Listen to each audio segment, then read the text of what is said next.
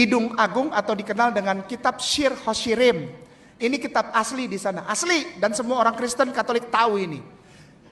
Pasal 5 ayat 16. Bunyinya begini. Ini bunyinya. Hifkom mamatakim. Hiko mamtakim. Hekulo Muhammadim. Vechullo Muhammadim. Hekulo Muhammadim. Vechullo Muhammadim. Zedwadi vezecheim. Zedodi vezer'i Benuak Yerusalem. benot Yerusalem. Lalu gimana lagi kurangnya? Oke, baik, saya akan menanggapi ya dengan presentasi saya perihal menanggapi kata Muhammadim di dalam Kidung Agung pasal 5 ayat 16. Nah, apakah benar perihal kata Muhammadim ini di dalam Kidung Agung adalah nubuatan untuk Muhammad? Kita lihat di penjelasan pertama. Ya. Jadi penjelasan pertama Kidung Agung pasal 5 ayat 16 itu ada kata Muhammadim, ya kan. Nah, itu kalau kita melihat di dalam bentuk non common maskulin plural absolut dari kata Muhammad, itu artinya adalah keinginan atau hasrat atau juga menarik. Dan untuk penjelasan yang kedua, perihal kata Muhammad juga muncul kembali di dalam Yesaya 64 ayat 11 dalam bentuk non common maskulin plural konstruk sufik, yaitu Muhammadinu.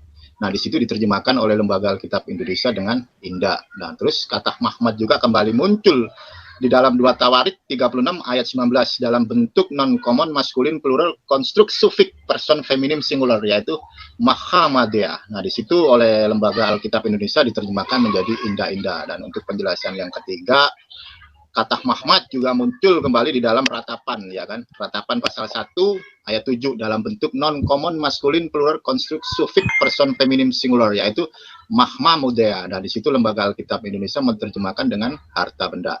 Dan yang lebih menarik dari analisis teks terhadap kata Muhammad dalam beberapa ayat di atas, bahwa kata tersebut bermakna sesuatu yang indah dan menimbulkan hasrat, itu ada di dalam di atas semua Kidung Agung pasal 5 ayat 16, Yesaya 64 ayat 10, 2 Tawarik 3 ayat 16, di situ ada semua. Dan untuk yang keempat,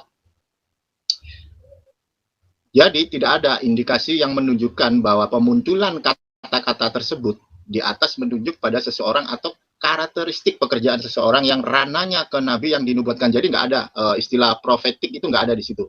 Nah, kalau misalnya pihak daripada Muslim mau konsisten, ya kan, perihal kata Muhammad ini seharusnya setiap kata Muhammad yang muncul di dalam Kidung Agung 5 ayat 16 itu juga seharusnya di Yesaya 64:10, 2 Tawarik 3:16 dan Ratapan 1 ayat 7 seharusnya diklaim dong. Nah, jika itu adalah nubuatan untuk Nabi Muhammad, namun nyatanya tidak diklaim oleh pihak Muslim gitu loh. Nah, untuk analisis ayat ya. Hasil dari analisis konteks ayat pada Kidung Agung 5 ayat 16 di sini adalah bukan sedang membicarakan aspek profetis gitu loh. Bukan membicarakan perihal nubuatan, melainkan sedang menggambarkan bagaimana Yerusalem sebagai kekasih penulis dari Kidung Agung, yaitu Shalomo. Nah, dalam frasa kekasihku, demikianlah kekasihku, demikianlah temanku, hai putri-putri Yerusalem. Istilah putri-putri Yerusalem ini digunakan dalam bentuk benot Yerusalem. Kita tahu ya, benot ini nggak mungkin cowok gitu loh. Benot ini adalah wanita gitu loh. Jadi kata benot ini merupakan bentuk plural ya, plural feminim dari kata bat, ya kan. Makanya ada istilah di dalam Hebrew, di dalam Yehudim itu ada namanya bat mitzvah, itu untuk cewek, bar mitzvah untuk cowok ya. Dan kata ini dipaksakan untuk Muhammad itu sangat jelas tidak tepat gitu loh. Kenapa? Karena Muhammad adalah seorang lelaki. Sementara istilah benot itu menunjuk kepada perempuan. Nah, analisis ayat lagi ya. Yerusalem dalam tradisi Yahudi itu digambarkan sebagai wanita atau kekasih, sehingga selalu disandingkan dengan kata benot. Kata Ibrani Mahmad yang artinya indah, hasrat, harta, ini sangat tidak cocok dikaitkan dengan Muhammad gitu loh. Yang akar katanya adalah Ahmad yang artinya terpuji. Kata terpuji dari akar kata puji dalam bahasa Ibrani itu diungkapkan dalam beberapa kata Ibrani, yaitu hodo di dalam Mazmur 140, Halel di dalam 1 Tawarik, Nawa di dalam Keluaran 5 ayat 12. Nah, selanjutnya ya. Apakah itu adalah Muhammad? Kalaupun nama itu, nubuatan itu, perihal kata Muhammadim untuk Muhammad, maka seharusnya ditransliterasikan ke dalam bentuk Ibrani. Seharusnya memfau, hei memdalet, dan bukan memhet dan memdalet gitu loh. Dalam kajian ilmu bahasa ya, istilah kayak begini ini bisa dikenal dengan istilah homograf, yaitu tulisan sama namun memiliki arti yang berbeda. Homofon, ejaan yang sama namun memiliki arti yang berbeda. Homonim itu adalah kata yang sama namun memiliki arti yang berbeda gitu loh.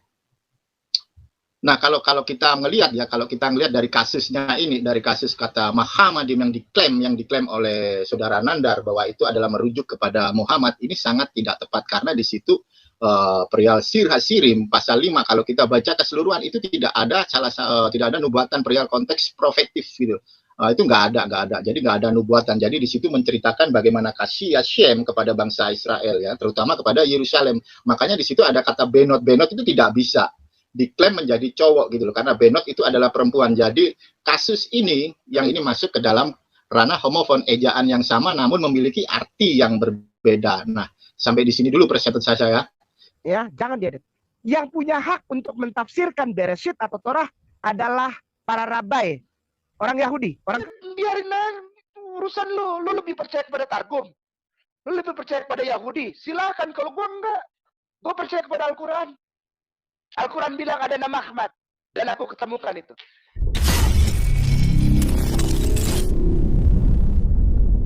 Jadi Ikhwan Akhwat, Ya. bagi Anda yang nanti juga bisa googling gitu ya sosok Ahmad Kainama, bahkan nanti nama waktu Nasraninya juga keluar gitu ya. Agustinus Christopher Kainama. Christopher Kainama. Agustinus Bapak Gereja itu namanya. Dipakaikan pada saya karena papi saya pas baptis harus ada nama baptis. Nama baptis itu diambil dari nama-nama Bible dan nama-nama Bapak Gereja. Bapak Gereja Agustinus. Lalu Kristo itu pengikut Kristus. Ovel anak laki-laki. Christophel artinya anak laki-laki pengikut Kristus. Kainama itu nama saya. Jadi kalau googling pasti nanti akan keluar juga sejarah riwayat pendidikan beliau itu keluar. Ya tapi udah nggak boleh, nggak usah lah kayak gitu. Enggak. Ya, tapi udah nggak usah lah kayak gitu. Enggak, maksudnya. Oh ya. Nanti kan orang bertanya-tanya, itu Ustadz bisa baca begitu ilmunya dari mana gitu. Karena memang beliau ada basisnya gitu ya. Ada basic mempelajari ini Iya. kan. Ya walaupun Gitu. tidak dipercaya. Alhamdulillah. Kita akan cek di sini Kainama ya. Ya tapi udah nggak boleh, nggak usah lah kayak gitu. Enggak, maksudnya. Mahasiswa Kainama ya. Di sini Christopher Kainama nggak ada ya. William dan lain-lain. Kainama keluar semua Kainama di sini, tetapi tidak ada satupun nama di sini Christopher Kainama dan lain-lain gitu. Kenapa? Karena memang dia nggak kuliah, nggak terdaftar. Kalau memang dia pernah kuliah S1 yang di Indonesia setidaknya, ya pasti akan namanya ada. Kainama nih yang nggak pernah sekolah nih. Demikian Ustadz. Barakallahu fikum.